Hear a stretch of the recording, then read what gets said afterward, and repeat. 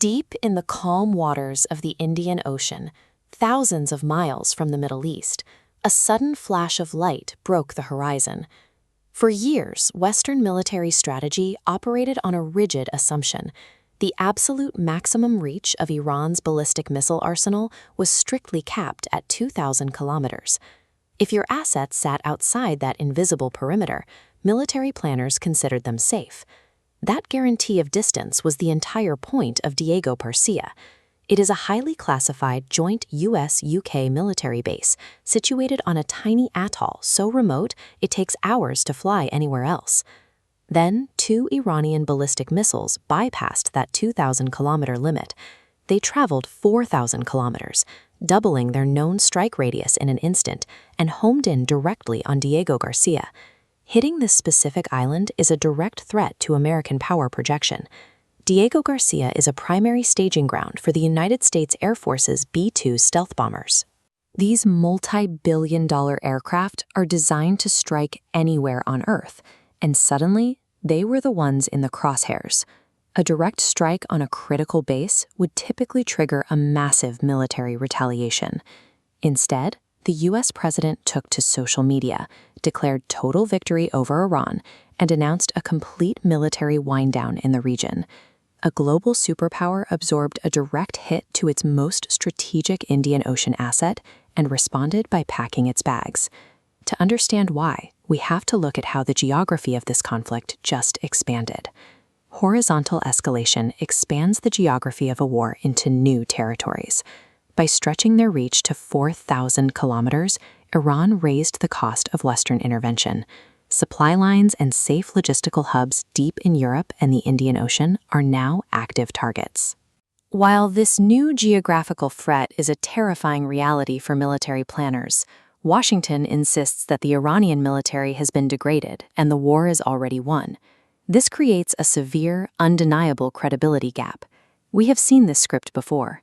During the Vietnam War, the United States government repeatedly assured the public that the enemy was severely weakened and victory was imminent, using those claims to mask a forced, complex retreat. Today, the ground truth contradicts the political narrative. Despite official statements claiming the Iranian threat has been entirely neutralized, U.S. Navy ships are actively avoiding the Iranian coastline and refusing to escort commercial tankers. The widening distance between America's stated military dominance and its hesitant behavior on the water exposes the reality. A superpower is attempting to quietly hide a strategic withdrawal. Nowhere is that withdrawal more obvious than here. This is a satellite view of the Strait of Hormuz, a narrow waterway between the Persian Gulf and the Gulf of Oman, and the world's most critical choke point for global energy flow. The U.S. administration recently announced it will no longer police this strait. They explicitly told global allies that if they want their oil tankers protected from Iranian strikes, they need to secure the shipping lanes themselves. The immediate victims of this policy shift are treaty-bound Gulf allies like Qatar, the United Arab Emirates, and Saudi Arabia. They built immense local economies and billions of dollars in energy infrastructure, relying entirely on American security guarantees. The secondary shockwave hits Asian and European energy importers. Countries like Japan and South Korea rely heavily on the oil flowing through Hormuz, and they are now caught in the crossfire without the U.S. naval protection they depended on. True superpower status is built on a web of alliances and trust. By walking away from Hormuz, the United States is actively dismantling the very network that holds its global influence together. In political science, there is a framework known as offensive realism. Offensive realism dictates that in the international system, a nation's physical military capabilities matter infinitely more than its stated intentions, because intentions can change overnight. Looking at the Middle East through that lens, 2 new realities emerge.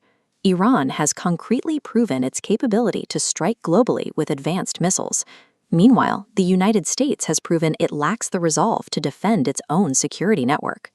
This inability to secure American objectives against Iran is part of a broader, multi-decade history of failed regime change efforts, most notably seen right next door in Afghanistan. The United States spent 2 decades and thousands of lives trying to reshape Afghanistan. Yet it ended in a total withdrawal, that mirrored the failures of previous empires, from the British to the Soviet Union. When you leave a superpower vacuum, someone else fills it. In Afghanistan, the definitive result was the swift return of militant control, completely erasing 20 years of Western intervention. Now contrast those prolonged ground wars with the current state of Iran. Despite years of maximum pressure campaigns, economic sanctions, and covert attacks, the Iranian regime remains entirely intact. Its nuclear infrastructure is secure, and its population often rallies against the threat of foreign interference. To secure its position, Iran didn't actually need to destroy Diego Garcia. They only needed to expose the absolute limits of American power.